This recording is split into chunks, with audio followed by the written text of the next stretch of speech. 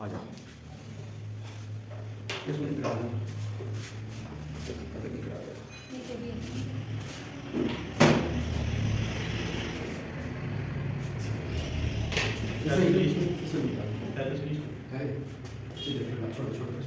आ जाओ चालू देखिए चालू देखिए। अब ध्यान से देखिए बेटा, आज हम पढ़ने वाले हैं एडमिशन। क्या पढ़ने वाले हैं? Admission, reconstruction of partnership form. सबसे पहला एक एक क्वेश्चन डिस्कस करेंगे, एक एक चीज डिस्कस करेंगे बेटा। ये 45 मिनट 40 मिनट की क्लास होगी। सबसे पहली बात, रिकंस्टिट्यूशन का मतलब क्या होता है? जब कभी भी पार्टनरशिप डीड्स में किसी भी प्रकार का चेंज हो रहा हो, पार्टनरशिप एग्रीमेंट में किसी भी प्रकार का चेंज हो रहा हो, तो समझ जाना कि फर्म क्या हो रहा है, रिकंस्टिट्यूट हो रहा है, पुनर्गठन हो रहा है। Any changes in partnership agreement known as क्या कहेंगे? रिकंस्टिट्यूशन। किसी भी कारण से, कोई भी कारण हो सकता है। जैसे कि अगर मान के चलो कि एक पार्टनर एडमिट हो रहा है, तो पहले दो पार्टनर थे, दोनों पार्टनर का नाम था, अब तीसरे पार्टनर का नाम लिखा जाएगा कि नहीं लिखा जाएगा, जुड़ेगा कि नहीं जुड़ेगा, उसकी प्रॉफिट शेयरिंग रेशियो चेंज होगी कि नहीं होगी। तो ये क्या होगा बेटा? रिकंस्टिट्यूट होगा, पुराने रीड्स फंडिंग और नई रीड्स फंडिंग रिकंस्टिट्यूशन। आज पूछा जा सकता है कि बताओ कि कब कब रिकंस्टिट्यूशन होता है? एडमिशन के टाइम पर होता है, रिटायरमेंट के टाइम पर होता है, डेथ के टाइम पर होता है और change in profit sharing ratio के टाइम पर होता है। पहली बात क्लियर है। दूसरा क्वेश्चन आता है कि एक पार्टनर को एडमिट क्यों करते हैं? एक पार्टनर को एडमिट क्यों किया जाता है?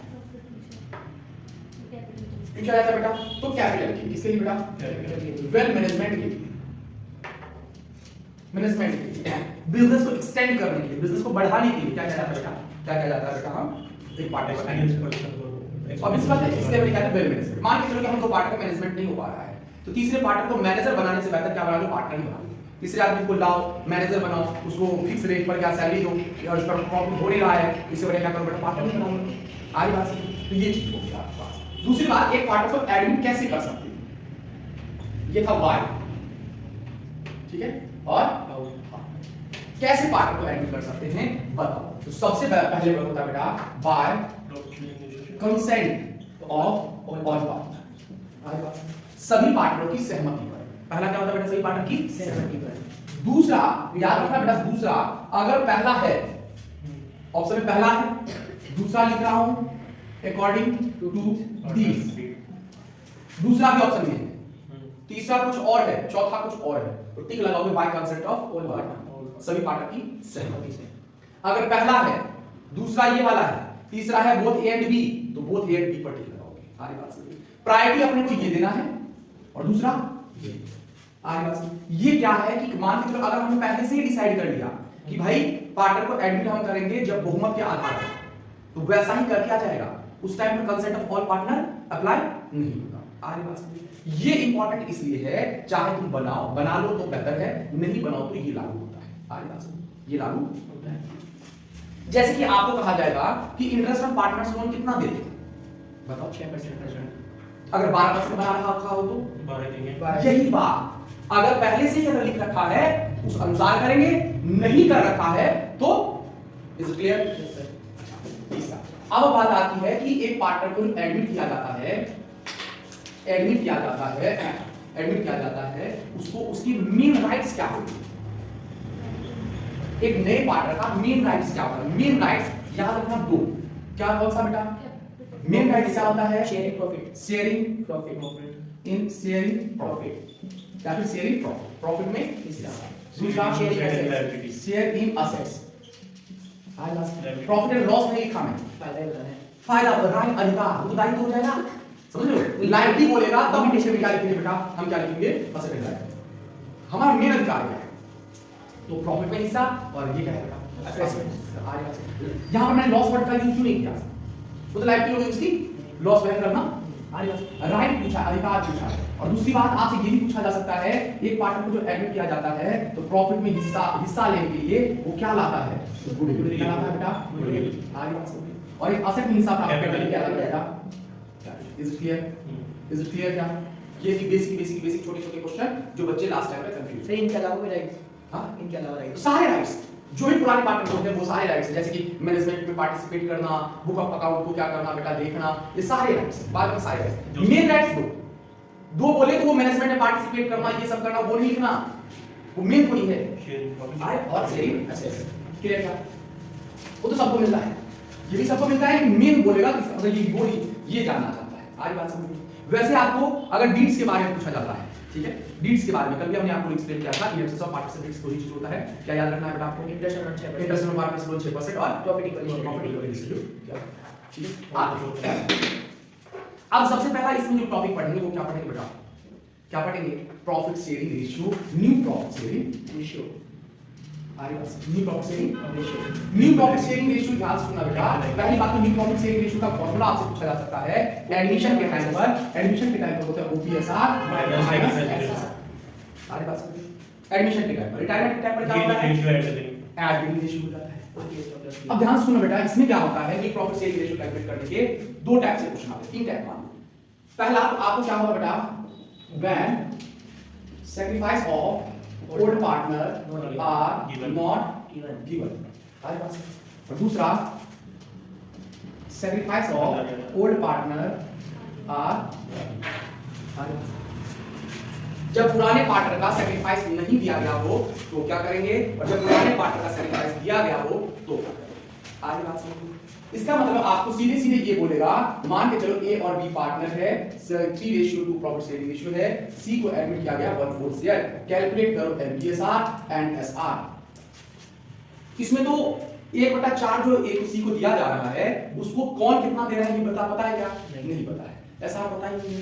ऐसे टाइम पर क्या करेंगे, मान लेंगे let total share of firm 1 मान लेंगे, सी का हिस्सा कितना है 1/4, रिमेनिंग कितना बच जाएगा बेटा? 3/4। रिमेनिंग कितना बच जाएगा? 3/4। कैसे आया? तो 4 नीचे लिख देना है और 4 में से ऊपर वाले को माइनस करेंगे, नीचे वाले में से ऊपर वाले को माइनस करेंगे, कितना आ जाएगा बेटा? 3 आ जाएगा। यहाँ अगर 7 होता है यहाँ 2 होता, 7 में से 2 माइनस करो कितना आता है यहाँ पर? 5/7। अच्छा, सी का हिस्सा कितना है? 1/4। बचा कितना? 3/4। अब इस 3/4 को क्या करेंगे बेटा? पार्टनर आपस में डिस्ट्रीब्यूट कर देंगे, कितना कितना हो जाएगा बेटा? ए का कितना, बी का 3/4 मल्टीप्लाई कर देंगे पुराने रेशियो का 3/5 2/4 मल्टीप्लाई यहाँ माइनस नहीं होता है, नो मल्टीप्लाई कितना होगा बेटा? आपके पास 9/20 6/20। अब सी का हिस्सा निकालना जरूरी है। सी का हिस्सा कैसे निकलेगा? 1/4, इसका डिनोमिनेटर सेम करूंगा 5 से मल्टीप्लाई, क्या इसको जोड़ने पर 20 आ रहा है? क्या आ रहा है? इसका मतलब आपका रेशियो ये है 9:6:5। ये कट सके तो यहां पर काटना है, यहां पर काटने की जरूरत नहीं, यहां काटना, ठीक है। दूसरा, अब मान के चलो कि आपको सैक्रिफाइस जो है दे रखा है, लेकिन सैक्रिफाइस दो टाइप से देता है। कितने टाइप से देता है सैक्रिफाइस? दो टाइप से। सबसे पहला आपको बोल क्वेश्चन में लिखा होगा ओपीएसआर 3:2, किसका? ए और बी का। सी को एडमिट किया गया 1/4, ठीक है। उसके बाद आपको बोलेगा कि ओपीएसआर ए का कितना, बी का कितना, 3:2, सी को एडमिट किया गया 1/4 से, सॉरी सी को कितने के लिए एडमिट किया गया ये आपको नहीं बोलना है, ठीक है। अब इसमें बोलेगा आपको एक्वायर्ड, टुक, गेट, रिसीव,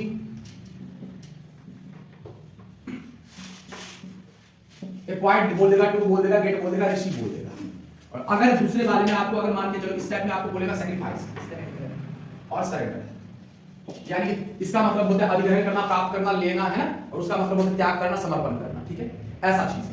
इन दोनों में डिफरेंस क्या है? इन दोनों डिफरेंस बस इतना है, इसमें सी का हिस्सा दे रखा है, ए पार्ट का हिस्सा दे रखा है, और उसमें ए पार्ट का हिस्सा नहीं दे रखा है। ऐसे टाइम पर क्या करना है आपको? निकालना है सैक्रिफाइस। क्या निकालना है? इसमें एक और वैरायटी आता है, आपको ये बोल देगा कि सी को एडमिट किया गया 1/4 शेयर के लिए, और ये किससे ले रहा है बेटा? केवल ए से ले रहा है। किससे ले रहा है? ए से। अगर ए से ले रहा है तो आपको कुछ नहीं करना, सीधे सीधे एनपीएसआर निकालने के लिए ओपीएसआर में से एसआर माइनस कर देना। देखो हम सैक्रिफाइस तब निकालते हैं जब 2 या 2 से अधिक पार्टनर उसको दे रहा हो, या 2 या 2 से अधिक पार्टनर से ले रहा हो। लेकिन अगर ये पता है कि मुझे 10 रुपए चाहिए और मुझे 10 रुपए से तुमसे चाहिए, मैं तुमसे ले लूंगा ना सीधे। अगर लेकिन मुझे ये पता है कि 10 रुपए मुझे चाहिए लेकिन तुम दोनों से ले रहा हो 3:2 में, ये पता करूंगा कि तुमसे कितना लूंगा और तुमसे कितना लूंगा, तो उसके लिए मुझे क्या निकालना पड़ता है? सैक्रिफाइस निकालने के लिए हम लिखते हैं बेटा, क्या लिखते हैं? New partners share multiply sacrifice, ठीक है। उसके बाद निकालते हैं NPSR is equal to OPSR minus SR. ये वाला एसआर नहीं है, इसको कैलकुलेट करने पर जो आंसर आता है बच्चा वो वाला यहां पर लिखा जाता है। चलिए सर, रेशियो में भी आ सकता है, फ्रैक्शन में भी आ सकता है। हाँ, और जब भी कभी फ्रैक्शन में आए तो आप उसको जोड़ के लिखना, ठीक है। जैसे कि आपके पास फ्रैक्शन आ गया कितना? 2/8, 1/8 और 1/8, ऐसा आ जाए तो हम इस दोनों को जोड़ेंगे, कितना आ जाएगा बेटा? 2/8 कट करूंगा कितना आ जाएगा? 1/4। ये जो है किसके बराबर है? इसके तो इसका मतलब आपको यहां पर भी सैक्रिफाइस निकालने की जरूरत नहीं है, सीधे सीधे ये मान लेना कि यही क्या है? सैक्रिफाइस है, यही माइनस कर देना। लेकिन जब कभी भी आपको रेशियो में दे रखा है, सैक्रिफाइस रेशियो दे रखा है, तब आपको निकालना ही पड़ेगा। मान के चलो कि इसमें दे रखा है सैक्रिफाइस रेशियो दे रखा है a और b का कितना बेटा? 1:1 कितना दे रखा है? 1:1। तो हम सबसे पहले सैक्रिफाइस निकालेंगे किसका बेटा? a का b का। a का सैक्रिफाइस कितना होगा? तो न्यू पार्ट का शेयर कितना था? 1/4 इसमें से ये दे रहा है आधा और ये भी दे रहा है आधा, तो कितना हो जाएगा बेटा? 1/8 1/, हो जाएगा। अब a का कितना, b का कितना, c का कितना, बस सैक्रिफाइस निकल गया। ओल्ड प्रॉफिट शेयरिंग रेशियो कितना था? 3.5 और इसका कितना था? 4.5 माइनस करूंगा एसआर कितना था? बेटा उसको जरा 1/8 1/8 ये वाला 1/8 आई बात समझ में? ये वाला 1/8 वो वाला नहीं, ये एसआर नहीं, ये वाला एसआर नहीं, 1/8 और 1/8 बेटा बात आ रही समझ में? क्या पक्की बात?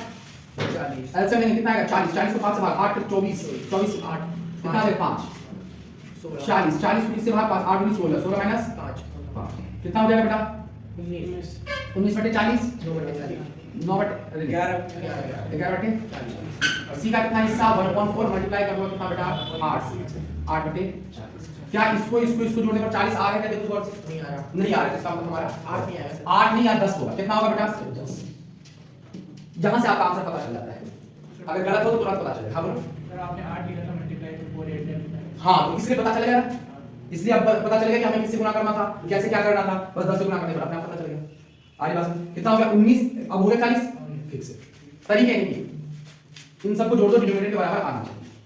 इस टाइप वाले क्वेश्चन में क्या होगा कि आपको दे रखा होगा 3:4, इसमें भी दे रखा होगा 3:4, या फिर आपको इसमें ऐसे कहेगा कि ए सरेंडर है 3/5 ऑफ हिज शेयर और B surrender 2/4 of his share. आगे बात तो ऑफ का मतलब होता है बच्चा मल्टीप्लाई, हिज शेयर का मतलब उसका हिस्सा। ऑफ का मतलब होता है मल्टीप्लाई, हिज शेयर का मतलब उसका हिस्सा। तो सबसे पहले इसमें भी निकाला जाएगा सैक्रिफाइस। सैक्रिफाइस निकालने के लिए इसमें लिखते हैं ओल्ड पार्टनर्स शेयर मल्टीप्लाई सैक्रिफाइंग, फिर एनपीएसआर इज इक्वल टू क्या होता है? ओपीएसआर माइनस। कैसे निकालेंगे? ए का कितना, बी का। ओल्ड पार्टनर का शेयर कितना है? वैसे तो देखो बेटा समझने के लिए तो आप समझ गए होंगे 3/5 मल्टीप्लाई उसका हिस्सा कितना है? 3/5। आगे बात समझो। लेकिन अगर याद करने वाले बच्चे ऐसे भी कर सकते हैं। ओल्ड पार्टनर का शेयर कितना है? 3/5, दूसरे का 2/5 मल्टीप्लाई कितना बेटा? सैक्रिफाइस कितना? 3/5 क्या रखा है? 2/4 9/25 8/20 क्लियर क्या? अब चला जाएगा, अब आ जाएगा। हो गया हो गया। यहाँ पर मिस्टेक कितना हो गया बेटा आपके पास? 24/100 20 20/100 24 भी 56 कैसे नीचे 56/100 सही है। सही है। 5 7 2 9 4 10 डन। 12 क्लियर? इरेज कर दो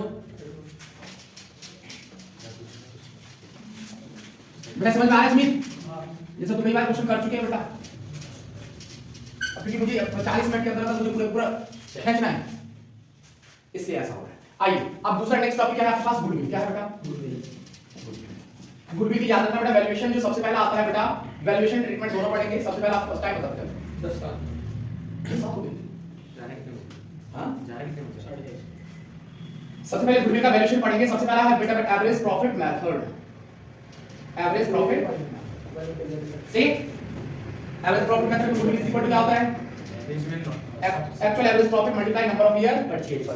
एक्चुअल एवरेज प्रॉफिट कैसे कैलकुलेट करते हैं? तो sum of profit upon number of year upon में number of year. Number of year purchase आपको परचेज में लिखा होगा, टाइम्स में लिखा हो सकता है, आएगा समझ में, और परसेंटेज में लिखा हो सकता है। ठीक है, क्लियर क्या? नेक्स्ट सम एक्चुअल प्रॉफिट लाने के लिए जो बहुत ज्यादा डिस्क्राइब हमने किया है बेटा, लिंक डिस्क्रिप्शन में डाल दूंगा, देखना। बात है समझो, आप लोगों को नोट्स दिखा रखा है पूरा कैसे निकालते, क्या प्लस करते, क्या माइनस करते हैं, है ना? याद रखना, उससे रिलेटेड क्वेश्चन आएगा, घुमा फिरा देता है। हमने आपको दिखा रखा है कि कब प्लस करना है, कब माइनस करना है, कब माइनस प्लस करना है, दोनों दिखा रखा है। Amount of profit, amount loss, ये सब चीजें बता रखा है। दूसरा है वेटेड एवरेज प्रॉफिट मेथड, इसमें गुडविल इज इक्वल टू क्या होता है भाई? Weighted average profit multiply number of year purchase. ये वेटेड एवरेज प्रॉफिट कैसे कैलकुलेट करते हैं? टोटल सबसे पहली बात टोटल प्रॉफिट टू वेट तो total product upon total weight upon में टोटल वेट। अब ये टोटल प्रोडक्ट कैसे आता है? अब ये हमने कल ही पढ़ा है टोटल प्रोडक्ट कैसे निकालते हैं। तो आपको क्या करना है? प्रॉफिट इनटू मल्टीप्लाई वेट, उसका क्या करना है बेटा? सम कर देना है। वेट आपको असेंडिंग ऑर्डर में लिखना है बेटा, 1 2 3 4 ऐसे करेंगे। आगे 4 7 होगा, 4 7 तक 1 2 3 4 और ऐसे लिखना है असेंडिंग ऑर्डर में 2012 11 2010 ऐसे है, तो ऐसे लिखेंगे 1 2 3 लिखेंगे। जैसा साल बढ़ रहा है वैसा ही आपको नहीं पढ़ना चाहिए। कई बार एग्जाम में ऐसे देता है और बच्चे ऐसे लिखा है ऐसे लिखा है 1 2 3 ऐसे नहीं, असेंडिंग ऑर्डर में जैसे ये बढ़ेगा वैसे आपको बढ़ेगा। क्लियर क्या? तीसरा बेटा super profit method, super profit goodwill is equal to super profit multiply number of year, super profit multiply number of year purchase. Super profit कैसे निकालते हैं? Actual average profit minus normal profit. अब ये actual average profit तो हमने बता रखा है। नॉर्मल प्रॉफिट कैसे कैलकुलेट करते हैं? Net assets minus is equal to capital employed multiply NRR upon ये एनआरआर आपको परसेंटेज क्वेश्चन में लिखा रहेगा 10%, लेकिन नॉर्मली बिजनेसमैन को होने वाला जो प्रॉफिट होता है उसका रेट क्या कहलाता है? एनआरआर कहलाता है। ये कैपिटल एम्प्लॉयड कैसे कैलकुलेट करते हैं? Total asset minus total liability, capital employed कैसे कैलकुलेट करते हैं? Total asset minus current liability, total assets minus current liability, current liability. इसके लिए वर्ड एक एक्सटर्नल लायबिलिटी लिखा हुआ आ सकता है, याद रखना बेटा। External liability, exam external word liability लिखा होता है तो ये आपको माइनस करना है। क्लियर क्या? अच्छा, और बाद बाकी आपको हमने पार्ट उसमें भी बता रखा है कैपिटल एम्प्लॉयड कैसे निकालते हैं, है ना बेटा? Non current liability plus share holder fund आपको लिखा रखा है। दूसरा तरीका पार्टनरशिप में और भी capital employed is equal to आ सकता है sum of capital of all partner. आरी बात समझ? सही पार्टनर के कैपिटल को जोड़ देंगे, आ गया आपका कैपिटल एम्प्लॉयड। आरी बात समझ? न्यू भी शामिल है इसमें, न्यू की शामिल रहेगा। ओल्ड गुडविल कैलकुलेट करते वर्तमान में, उसके आने के बाद वो हो जाता है। आरी बात समझ? वो तो अभी आ ही रहा है तो उसे पुराना के सामने रहेगा। ठीक है, नेक्स्ट फिर आते हैं capitalisation method. Capitalisation of average profit, capitalisation method में पहला होता है बेटा कैपिटलाइज ऑफ एवरेज प्रॉफिट। क्या लिखना बेटा? Average profit. इसमें गुडविल इज इक्वल टू, याद रखना बच्चे क्या करते हैं ऐसे लिख के आते हैं। गुडविल इज इक्वल टू क्या होगा? Actual average profit multiply 100 upon में एनआरआर माइनस कैपिटल एम्प्लॉयड। आगे बात उल्टा कर देते हैं। क्लियर क्या? याद रहेगा। दूसरी बात की capitalise of super profit method में गुडविल इज इक्वल टू क्या होता है भाई? सुपर प्रॉफिट मल्टीप्लाई 100 अपॉन में एनआरआर, बस खत्म। क्लियर क्या? क्लियर? इसमें माइनस नहीं करते क्या? क्लियर? आगे बढ़े। अब पढ़ रहे हैं ट्रीटमेंट ऑफ गुडविल। क्या पढ़ रहे हैं? Treatment of goodwill. Treatment of goodwill सबसे पहला एंट्री करते हैं right of. Right of goodwill already appearing.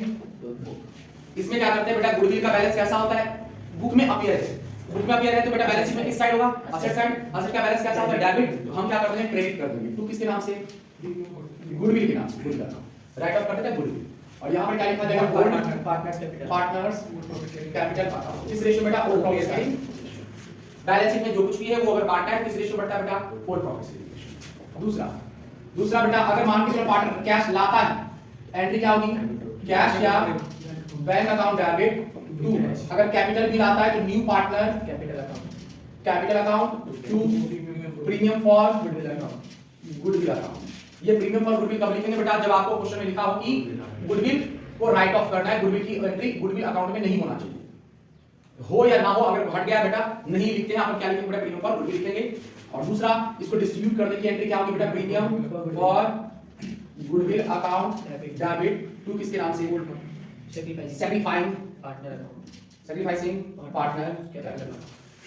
अब सैक्रिफाइंग रेशियो कैसे कैलकुलेट करते हैं? याद रखना बेटा पहला केस हमने पढ़ा था उसमें पुराना रेशियो क्या होता है बेटा? सैक्रिफाइंग रेशियो होता है। दूसरे केस में जो पहला पढ़ा था उसमें आपको सैक्रिफाइंग रेशियो दे रखा है, इसमें भी आपको निकालने की जरूरत नहीं है। लेकिन अगर किसी भी केस में आपको अगर ओल्ड प्रॉफिट शेयरिंग रेशियो दे दे और न्यू प्रॉफिट शेयरिंग रेशियो दे दे तो क्या करोगे? माइनस कर दोगे, वही क्या हो जाएगा बेटा? सैक्रिफाइंग रेशियो। आगे बात ऊपर वाली सैक्रिफाइंग पार्टनर किस रेशियो बेटा? सैक्रिफाइंग रेशियो। क्लियर क्या? चाहे आपको गुडविल रखना हो, गुडविल की एंट्री करनी है, गुडविल का नाम लिखना हो या ना लिखना हो, प्रीमियम फॉर गुडविल लिखेंगे और यहां पर इसको राइट ऑफ कर देंगे। विड्रॉ की। तीसरा गुडविल ले जाने की एंट्री अगर बोलेगा, देखो बेटा गुडविल अगर लाएगा तो दो एंट्री कंपलसरी है। तीसरी एंट्री हो भी सकती है, नहीं भी हो सकती। वो किसकी बेटा? राइट ऑफ की, सॉरी विड्रॉ। विड्रॉ की एंट्री क्या होगी बेटा? विड्रॉ करने पर पैसा जाएगा तो कैश या बैंक ऊपर आ जाएगा बेटा? Sacrificing partner capital. अब यहाँ पे अमाउंट चेंज हो सकता है। अमाउंट आपको अगर बोल देगा फुल्ली पूरा पैसा लेके जा रहा है तो जितना भी दिया होगा वो लेके चल जाएगा। अगर बोलेगा हाफ तो हम आधा दे देंगे बेटा। आगे बात नेक्स्ट अगर गुडविल कैश नहीं लाता है तो उसकी एंट्री क्या होगी बेटा, new partner current account current account debit to sacrificing partner sacrificing partner capital. Clear क्या? ये किसकी एंट्री है? अगर पार्टनर पैसा नहीं लाता, नगद नहीं लाता है, गुडविल के लिए नगद नहीं लाता। क्लियर क्या? अब नेक्स्ट इसकी एंट्री करूंगा अगर कोई पर्सनली पे कर देता है, जैसे कि मान के चलो पहली बात, सबसे पहली बात कि गुडविल की कैलकुलेशन क्यों करते हैं, गुडविल कैलकुलेशन क्यों करते हैं, तो प्रॉफिट में हिस्सा चाहिए इसलिए करते हैं बेटा, आप उसको देने के लिए करते हैं, ठीक है। और दूसरी बात कि गुडविल अगर प्लस मैं मान के चलो मैं नया पार्टनर हूं, तुम लोग पुराने पार्टनर हो, मैं एग्री हो रहा हूं, तो मुझे प्रॉफिट में हिस्सा चाहिए कि नहीं, प्रॉफिट में हिस्सा चाहिए, तो मैं उसके लिए कंपनसेट करने के लिए, और आपका कम होगा कि नहीं, पहले 1 लाख होता था 50,000 बांट लेते थे, अब मुझे कुछ अगर 20,000 दे दो तो तुम्हें कम हो रहा है कि उसको कंपनसेट करने के लिए हम क्या लाते हैं बेटा, गुडविल लाते हैं। क्या लाते हैं? गुडविल। अगर मान के चलो कि मैंने फर्म को पैसा दिया है फिर आप लोगों ने बांटा है, तो इसलिए ये सब एंट्री होगी। लेकिन अगर मान के चलो कि मैंने पूछा कि तुम्हें कितना नुकसान हो रहा है मेरे आने की वजह से, सर इतना नुकसान हो रहा है, तुम्हें कितना नुकसान हो रहा है, इतने का नुकसान, इस रेशियो में नुकसान हो रहा है, मैंने तुम्हें पैसे दे दिए, फर्म को दिया ही नहीं, तो फर्म के पास कुछ पैसे नहीं आए तो मुझे देंगे। आगे बात क्लियर क्या? क्लियर? नेक्स्ट है बेटा आपके पास तो जैसे गुडविल के बारे में कुछ जानकारी दे रखी है, कैश वैश नहीं निकल रहा, तो हाँ। फिर नॉन कैश ही मानना है। नॉट करंट अकाउंट स्टार्ट करेंगे, ठीक है। अगर नहीं बोल रखा है गुडविल कुछ नहीं बोल रखा है। नेक्स्ट उसके बाद है रिवैल्यूएशन। हिडन गुडविल लग गई, हां हिडन गुडविल, हिडन गुडविल बस भी वो भी कर देते हैं बेटा। Hidden goodwill, hidden hidden goodwill में याद रखना बेटा, हिडन गुडविल का फॉर्मूला आपको याद रखना है, आपको याद रखना capital total capital according to total capital चलेगा, total capital according to new partner minus total sum of actual capital. आगे बात टोटल एक्चुअल कैपिटल में बेटा इंक्लूड करना है न्यू पार्टनर। अरे आप लोग ऑल एडजस्टमेंट वाली यही है। हां वही total capital after all adjustment including new partner. नए पार्टनर का भी कैपिटल क्या कर लेना बेटा, आपको जोड़ देना। आगे बात समझो, तो सिंपल सी बात है, मान के चलो कि नए पार्टनर 10,000 ला रहा है, ऐसे समझो ए बी सी 3 पार्टनर है, ए का कैपिटल कितना है 1 लाख, इसका कैपिटल है 2 लाख, कितना है बेटा 2 लाख, और ये ला रहा है बेटा 1 लाख रुपए ला रहा है कितने हिस्से के लिए, 1/4 हिस्से के लिए, ठीक है 1/4 हिस्से के लिए। तो हम क्या करेंगे बेटा, सबसे हिडन गुडविल कितना है, हिडन गुडविल कितना है, तो मैंने क्या करना है अपने को टोटल कैपिटल इसको मल्टीप्लाई कर देना। हम क्या करेंगे बेटा, यहाँ पर कितना हो जाएगा बेटा 1 लाख मल्टीप्लाई कितना हो जाएगा 4/1 माइनस कर दूंगा 2 3 1 4 4 कितना बेटा 4 लाख। यहाँ पर भी हो रहा है 4, यहाँ पर भी 4, जीरो हो रहा है, इसका मतलब गुडविल कुछ भी नहीं। कुछ नहीं। आगे बात में अगर यहीं पर होता कितना होता 1,20,000 कितना होता 1,20,000, तो 12 × 45 कितना हो जाता 4 लाख, इसके साथ माइनस 4 लाख, माइनस 4 लाख करते कितना हो जाता बेटा आपके पास, कितना हो जाता 80,000। क्या है बेटा गुडविल है, ये गुडविल किसकी है, फर्म की है, इसमें इसका हिस्सा कितना है तो 1/4 कर देंगे, कितना कर देंगे 20,000 4 लाख की कितना है? आगे बात 4 कितना? लाख 4 लाख हाँ 4 लाख 20,000 इसका भी हो जाएगा 4 लाख 20,000 सर हो जाएगा, तो कितना आ जाएगा बेटा 60,000 60,000 में उसका हिस्सा निकालेंगे कितना आ जाएगा बेटा, ये फर्म की गुडविल आती है बेटा। क्लियर क्या? अच्छा अब रिवैल्यूएशन अकाउंट पे आते हैं, रिवैल्यूएशन अकाउंट क्यों बनाते हैं, तो असेट और लायबिलिटी की रिवैल्यू करते हैं, कब करते हैं तो रिकंस्ट्रक्शन के टाइम पर करते हैं, यानी एडमिशन रिटायरमेंट डेथ के टाइम पर। क्लियर क्या? क्लियर क्या? उसके प्रॉफिट को किस रेशियो में बांटते हैं, तो ओल्ड प्रॉफिट शेयरिंग रेशियो में बांटते हैं। पता सब कुछ है, लेकिन जब पूछता है आपसे तो लिख नहीं पाते आप, जो कुछ भी आप करते हो वो सारी चीजें लिखो बेटा। ये बहुत आसान है कि नहीं आसान? इधर होता है बेटा फिर क्या होता है पर्टिकुलर अमाउंट, पर्टिकुलर क्लियर, इधर होता है डेबिट और इधर होता है क्रेडिट। क्रेडिट साइड हम लिखते हैं प्रॉफिट को, किसको लिखते हैं बेटा प्रॉफिट को, और डेबिट साइड लिखते हैं बेटा लॉस को। क्लियर क्या? अब मुझे एक बात बताओ, असेट की वैल्यू अगर बढ़ रही है तो फायदा है नुकसान, फायदा असेट की वैल्यू अगर बढ़ रही है तो फायदा है, फायदा किधर लिखूंगा इधर लिखूंगा, क्योंकि किसके नाम से बाय किसके नाम से असेट्स के नाम से। आगे बात समझो, और असेट्स की वैल्यू घटेगी तो फायदा है नुकसान, नुकसान है, किधर लिखूंगा बेटा टू असेट्स के नाम से, किधर अच्छा लायबिलिटी की वैल्यू बढ़ेगी तो फायदा है नुकसान, नुकसान है, किधर लिखूंगा टू लायबिलिटी, क्लियर है क्या? और लायबिलिटी की वैल्यू घटेगी तो फायदा है नुकसान, फायदा किधर लिखूंगा बाय लायबिलिटी वैल्यू घटेगी। अच्छा इसके बाद अगर अनरिकॉर्डेड असेट्स है, अनरिकॉर्डेड असेट्स है, रिकॉर्ड असेट्स को रिकॉर्ड नहीं कर रखा है लेकिन अब रिकॉर्ड करता तो ये फायदा नुकसान। मान लो किसी असेट को मैं भूल गया हूं, तुम ही सोचो ना बेटा कि सर्दी में तुमने सर्दी में तुम्हारी मम्मी ने फिर क्या कर लिया, कपड़े साफ करके रख दी, आगे बात समझे, फिर अगले सर्दी के जो तुम निकाले कपड़ा निकाला और जेब में हाथ दिया तो देखा था सिकुड़ा हुआ 10 का नोट, खुशी होगी या गम? जिसको जिस पैसे को तुम भूल गए थे वो अचानक से तुम्हें जेब में मिला, फायदा है कि नहीं? फायदा किधर आएगा बेटा क्रेडिट साइड। आगे बात समझे, बाय अनरिकॉर्डेड असेट्स और इधर टू क्लियर क्या? ठीक है, अब इन सबको क्या किया जाएगा बेटा प्लस माइनस कर दिया जाएगा और इसको सेम टू सेम वैसे ही बांटेंगे जैसे बांटा जाता है। हमने पहले बताया। इधर का प्लस कर देंगे, इससे इसको माइनस, अगर इधर कम है तो 2 किसके नाम से लिखूंगा? पार्टनर्स। कैपिटल ए को कितना, बी को कितना, सी को कितना, दो ही पार्टनर है तो दो पार्टनर को किस रेशियो में? Old profit sharing. अगर इधर कम है तो इधर लिखूंगा बाय किसके नाम से? पार्टनर्स। कैपिटल ए को कितना, बी को कितना, किस रेशियो में? Old profit sharing ratio. नए पार्टनर को शामिल। एंट्री भी सिमिलर इसी प्रकार से होगी बेटा कि मान लो असेट्स बढ़ रहा है, असेट्स की वैल्यू बढ़ रही है तो फायदा है नुकसान? फायदा। तो रिवैल्यूएशन को क्रेडिट कर देना, रिवैल्यूएशन को क्या कर देना? क्रेडिट, और असेट्स डेबिट हो जाएगा। लायबिलिटी वैल्यू बढ़ रही है तो फायदा है नुकसान? नुकसान, तो रिवैल्यूएशन को डेबिट कर देना। अच्छा, असेट्स की वैल्यू कम हो रही है, असेट्स की वैल्यू बढ़ रही है तो फायदा नुकसान? असेट्स की वैल्यू कम हो रही है तो नुकसान, तो रिवैल्यूएशन को क्या करेंगे? नुकसान डेबिट, नुकसान है तो डेबिट करेंगे। और लायबिलिटी की वैल्यू कम, लायबिलिटी की वैल्यू बढ़ रही है तो फायदा नुकसान? किसको डेबिट करेंगे? रिवैल्यूएशन। आगे बात सिंपल सी बात, क्लियर क्या? उसके बाद आता है बेटा distribution, accumulated distribution of accumulated profit and reserve. आगे बात समझ, डिस्ट्रीब्यूट करना है distribution of accumulated profit and reserve या लॉस, ठीक है? अब इसको कैसे बांटते हैं, इसको कैसे बांटते हैं? तो सिंपल सी बात है, अगर आपको बोले डेबिट बैलेंस, क्या बोले बेटा? डेबिट बैलेंस, किसी का भी डेबिट बैलेंस, या फिर आपको बोले लॉस। डेबिट बैलेंस को क्या कहते हैं बेटा? लॉस। क्या कहते हैं? और उसको हमें डिस्ट्रीब्यूट करना है। लॉस है, लॉस का बैलेंस कैसा होता है? डेबिट। उसको डिस्ट्रीब्यूट करना है तो हम क्या करते हैं बेटा? क्रेडिट। टू किसी के नाम से भी बेटा PNL account, to PNL appropriation account, कुछ भी पूछा जा सकता है, to revaluation account, to realisation account, आपसे पूछा जा सकता है कि इसको डिस्ट्रीब्यूट करो, इसका डेबिट बैलेंस है, इसको डिस्ट्रीब्यूट करो। डेबिट बैलेंस तो हम उसको क्या कर देंगे? क्रेडिट, और ओल्ड पार्टनर्स को क्या कर देंगे बेटा? डेबिट। क्लियर क्या? किस रेशियो में डिस्ट्रीब्यूट करेंगे? Old profit sharing ratio. अगर किसी का आपको बोले क्रेडिट बैलेंस, और क्रेडिट का मतलब क्या होता है बेटा? प्रॉफिट। क्या होता है? अर्थात आपको बोले distribute the profit of revaluation account, तो रिवैल्यूएशन का प्रॉफिट है तो प्रॉफिट का बैलेंस कैसा होता है? क्रेडिट। हम क्या करते हैं उसको? क्या कर देंगे? डेबिट। किस नाम से कर देंगे बेटा? जो भी कुछ, revaluation account debit, reserve account debit. Reserve का बैलेंस हमेशा क्या होता है बेटा? Credit. Realisation account account debit, जो कुछ भी होगा बेटा सब लिख देना बेटा। टू किसके नाम से? पार्टनर्स। कैपिटल किस रेशियो में? Is it clear? चलिए टाइम पर भी आप लो भाई।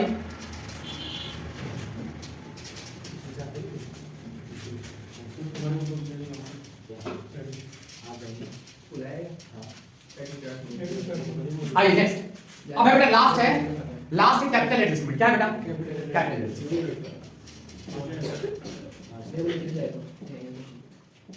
कैपिटल एडजस्टमेंट ध्यान रखिएगा बेटा। कैपिटल एडजस्टमेंट का क्वेश्चन 3 टाइप से आता है, और एक आएगा ही इसका और में आएगा, एक फिक्स है कि और में आएगा।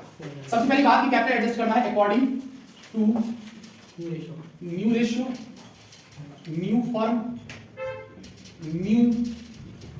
न्यू पार्टनर, ऐसा कुछ बोला, या फिर according to new firm, new ratio या ओल्ड पार्टनर, या फिर आपको क्या दे रखा होगा? टोटल कैपिटल आपको दे रखा। ये 32वां क्वेश्चन का ले रहे हैं, आई बात समझ। अब इन दोनों में फर्क क्या है? सर कैसे पता लगेगा कि न्यू फर्म यहां पर भी है, न्यू रेशियो यहां पर भी है? तो अगर क्वेश्चन में new partner capital R given, जब नए पार्टनर का कैपिटल दे रखा होगा तो हम जो समझा रहे हैं उसके ऐसे करेंगे। जब new partner capital R not, जब नए पार्टनर का कैपिटल नहीं दे रखा होगा ऐसे दोनों याद है तो? हाँ दोनों याद है मतलब दोनों कैसे? नहीं भी दे रखा होगा, दे भी, वार लेता, नहीं भी दे रखा होगा, दे भी रखा होगा, यानी बकबुक कर रहा होगा, है थोड़ा सा दिखता होगा, फिर बंद हो जाता होगा, डिजिटल है। अच्छा, तो इसमें क्या करेंगे? सबसे पहले आपको टोटल कैपिटल निकालना है। क्या निकालना बेटा? जनरली ये जो इस टाइप के क्वेश्चन में आपको बैलेंस सीडी निकालना होगा। क्या निकालना होगा बेटा? बैलेंस सीडी, क्लोजिंग बैलेंस निकालना होता है। और इस टाइप के जनरली इस टाइप के क्वेश्चन में आपको क्या करना होता है बेटा? न्यू पार्टनर कैपिटल निकालना होता है। अगर क्वेश्चन में ये बोलते कि all partner are adjusted their capital in new profit sharing ratio, तो इसका मतलब आपको बैलेंस सीडी निकालने के लिए क्या रखा है, और उसको भी एडजस्ट होगा। तो चलिए हम समझा देंगे आपको। Total capital is equal to, total capital is, पहले टोटल कैपिटल इसमें निकालेंगे। कैसे निकालेंगे? न्यू पार्टनर, क्योंकि नए पार्टनर कैपिटल दे रखा है, multi capital multiply reciprocal of this share, यानी कि उसके हिस्से का वितरण। जैसे कि मान लो 80,000 उसने लाया है और उसका हिस्सा 1/4 था, 4/1 कर दूंगा। क्लियर क्या? अच्छा, फिर हम क्या निकालेंगे बेटा? ए का हिस्सा कितना होगा, बी का हिस्सा कितना होगा, सी का हिस्सा कितना होगा। कैसे निकालेंगे? तो टोटल कैपिटल मल्टीप्लाई फिर शेयर का मतलब ए और बी का पहले का हिस्सा कितना था 3:2। अगर न्यू रेशियो दे रखा हो तो न्यू रेशियो के हिसाब से करेंगे। अच्छा टोटल कैपिटल मल्टीप्लाई तो न्यू नहीं दे रहा तो माइनस होगा ना इसमें से हाँ पहले। यहाँ पर भी टोटल कैपिटल मल्टीप्लाई। पुराने का निकाल। अच्छा अगर नया नहीं दे रखा है, ये तो न्यू रेशियो होना चाहिए, नया नहीं दे रखा है क्या करेंगे, सबसे पहले इसका हिस्सा निकालेंगे जब नया नहीं दे रखा होगा, when new ratio are not given. जब नया रेशियो नहीं दे रखा है और निकालने के लिए भी नहीं कह रखा है, अपने को क्या करना है, पहले इसका निकाल लेना है, फिर क्या करना बेटा, remaining capital multiply with share, remaining capital multiply with share. इसका तो सेम आएगा थाना सा मतलब इसका कैपिटल कितना है, टोटल कितना आ गया 3,20,000। 3,20,000 से पहले तो इसका हिस्सा 80,000 हटा देंगे, अब कितना बच गया बेटा 2,40,000। 2,40,000 को इसके रेशियो में बांट देंगे, ये अपॉन आगे बात से क्लियर क्या। अच्छा अब ऐसे में क्या करेंगे, ऐसे में भी निकालेंगे total capital. Total capital is equal क्या होगा, sum of old partner capital after all adjustment multiply their share करना है। देयर शेयर का मतलब है कि इसी क्वेश्चन में इसका हिस्सा कितना 3:2 और नए पार्टनर का हिस्सा कितना बेटा 1/4, कितना बेटा 1/4। 1/4 अगर नए पार्टनर का है तो बच्चे हुए पार्टनर का कितना होगा 3/4। यहां पर क्या किया जाएगा बेटा 4/3 रेसिप्रोकल, यहां पर लिखना होगा reciprocal of their share. Their ओहो देयर शेयर क्लियर क्या। अब ऐसे ही आपको टोटल कैपिटल निकालना है, तो टोटल कैपिटल निकल गया, ए का हिस्सा बी का हिस्सा सी का हिस्सा कैसे निकालोगे, तो सेम टू सेम ऐसे ही टोटल मल्टीप्लाई विद इसमें जब आपको टोटल दे ही रखा है तो सीधे सीधे ए का हिस्सा बी का हिस्सा सी का हिस्सा निकालेंगे। क्या निकालेंगे बेटा, total multiply share with adjustment जो होता है, एडजस्टमेंट कैसे करते हैं, तो देखो बेटा पहले मान के चलो इसका हिस्सा था 3 लाख 2 लाख 1 लाख, इस पहले का कितना था 3 लाख, लेकिन जब मैंने ऐसे निकाला तो इसका आ रहा था 3,20,000। एंट्री किसी करते हैं तो सर इसका पहले था 3 लाख, रखना कितना है 3,20,000, इसका मतलब 20,000 ये लाएगा cash account debit two is capital account. Clear क्या, मिलते हैं अपन क्या करो बस टाइमिंग बता दो क्या टाइमिंग क्या